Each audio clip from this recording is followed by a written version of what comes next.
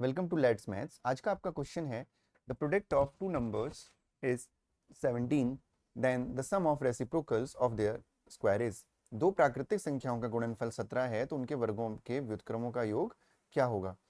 तो यहाँ पर हमें सबसे पहले दो अलग अलग नेचुरल नंबर की बात की गई है। तो अगर हम ये अज्यूम करके चलें कि एक नंबर हमारा ए है और दूसरा बी है और हमसे बोला है कि दोनों का प्रोडक्ट राइट यानी दोनों का मल्टीप्लीकेशन जो है 17 है राइट। तो 17 अगर आप देखें तो एक अभाज्य संख्या है, एक प्राइम नंबर है जिसमें 17 के अलावा और 1 के अलावा कोई भी किसी भी नंबर से डिवाइड नहीं होता।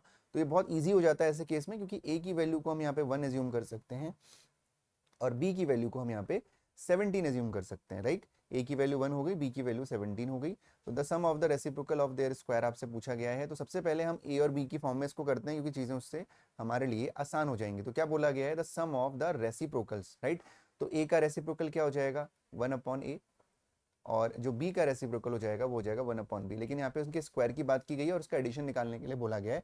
तो इन दोनों का स्क्वायर भी हमने कर लिया। अब पहले इसको हम सॉल्व कर लेते हैं। तो इसको जब सॉल्व करेंगे तो हम एलसीएम ले रहे होंगे A square into B square right, क्योंकि जनरली एलसीएम लेते समय दोनों को मल्टीप्लाई कर दिया जाता है अगर दोनों नंबर्स का एलसीएम हमें इजीली कैलकुलेट नहीं हम कर पा रहे हो राइट। तो बी स्क्वायर से 1 मल्टीप्लाई होगा तो ये हो जाएगा बी स्क्वायर और ये हो जाएगा आपका प्लस ए स्क्वायर। ठीक है, तो ए स्क्वायर प्लस बी स्क्वायर। अब हम क्या कर सकते हैं यहाँ पे, अब हम लोग यहाँ पे जनरली वैल्यू पुट कर सकते हैं। तो जो बी की वैल्यू है वो 17 है और जो ए की वैल्यू है वो 1 है। तो 17 का स्क्वायर यहाँ पे हम रख सकते हैं 17 का स्क्वायर प्लस ए का स्क्वायर यानी 1 का square upon A square into B square. It mean 17 square into 1 का स्क्वायर राइट। नेक्स्ट स्टेप में हमारा क्या हो जाएगा, 17 का स्क्वायर होता है आपका 289 प्लस 1 का स्क्वायर होता है 1 अपॉन 17 का स्क्वायर होता है आपका 289 और इनटू यहाँ पे 1 हो जाएगा।